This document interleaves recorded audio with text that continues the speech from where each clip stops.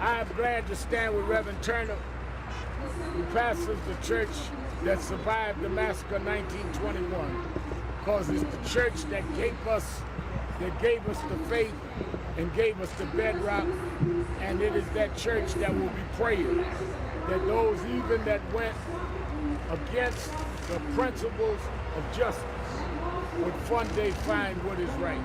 We're also going to be praying for those that may be going to the Trump rally that may find themselves ill, because it is ill-advised to be inside. One of the things I asked Dr. Crutch, I said, this is going to be outside? She said, yes, with all kinds of health, masks and other things with health kinds of warnings. I would not do an indoor rally. But the president thinks that he's above all of that. Now, he'll be calling us nasty names. He will be tweeting something against me because he really wants you to forget about John Bolton. He wants to flip the script. He wants to change his own national security advisor, saying that he tried to make a deal with China to affect the election. So anything he says about us is a distraction. Whatever you say about me, Mr. Trump, I stipulate. Now answer, when was America great? Call me a name, I stipulate. But answer, were you not engaged in a conversation with the president of China, telling them to do things to affect the election? Call me whatever name you want, I stipulate. Answer the question. Because I come to Tulsa to deal with an issue. You should come to Tulsa and deal with the issues of what is going to deal with the real racial history and then healing in America.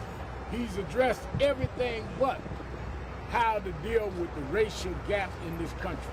He has not addressed it. He has not said it. He has not laid it out. So as you come to the city that there was a massacre, as you come on the weekend of Juneteenth, address your policies of how you intend to close the race gap in America and how you intend to deal with the systemic disparity and how blacks are treated by law enforcement like terrorist crutches. Or just admit you don't know how and therefore you're not fit to preside at this time. Thank you very much. Thank you all so much. Do you think Trump is ignorant of the Black American history? I don't know. He said he didn't know about Juneteenth Day. So I'm not saying it, he said it. And he said that he changed the day when an African-American friend of his told him about it. He's 74 years old and never heard of Juneteenth. Then he turns around and says he made it popular. I know him Juneteenth all my life. I grew up in the same town he did. Many did.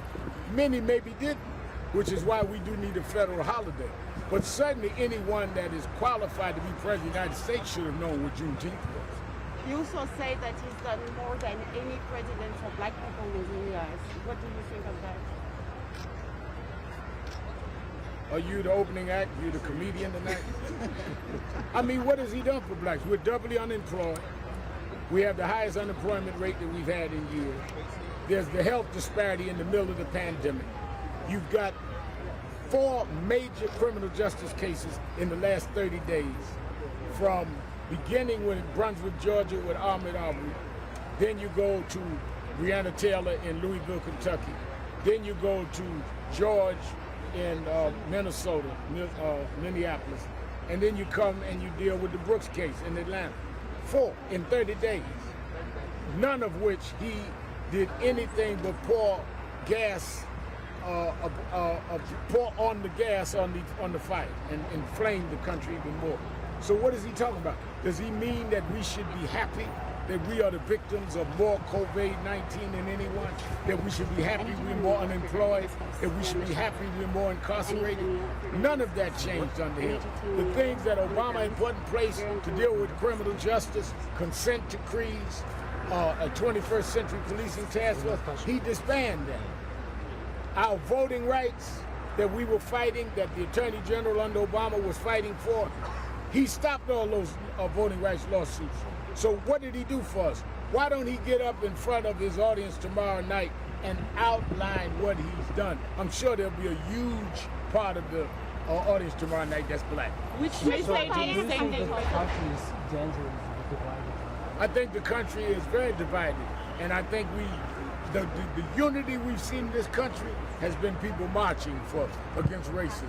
We've seen more unity and more blacks and whites together marching in the last 3 weeks than we've ever seen at a Trump rally. What should be the final goal, the final step? What should be? Equal protection under the law. We're not asking for favors. Equal protection under the law. Governor, what do you think about the hangings, the rash of hangings? We have people looking into that in California. I talked to a member of the family of both of those that are very much in question. Which message are you sending by coming here? The executive order from the president on police action. Do you think that would? Well, what did it say? It said that we should have a place that we can document police killings, but he didn't say what we ought to do about it. He said that we maybe should stop chokeholds, and those that do, they'll get rewarded with some federal money, maybe more money. But he didn't say that chokeholds ought to be a federal crime. So what did he order? Us to count? I can give him the count of how many blacks have been killed. I can give a suggestion about chokeholds, but what everybody else gets is law. We don't want suggestions, we want law. What was done to Terrence Crutcher was illegal. It was against the law. What was done to Aubrey was against the law. What was done to Floyd was against the law. I'm here on Friday, Juneteenth. Last Friday, I was preaching the funeral of George Floyd in Houston, Texas. Why? Because it was a funeral that should have never been held. Reverend, what do you think about Juneteenth here when they come? I want them to take away the memory that people kept fighting, abolitionists, black and white, just like black and white are marching now. And they stopped slavery. Even when people got it 2.5 years later. Justice delayed, but they got there. So we can't give up. Imagine you still being enslaved 2.5 years after you knew the proclamation was signed. But they didn't give up. Why didn't they give up? Because they hoped if they held on, that we would have a better day. And we come to make sure we do have that day. Why is it important to be here today? Thank you.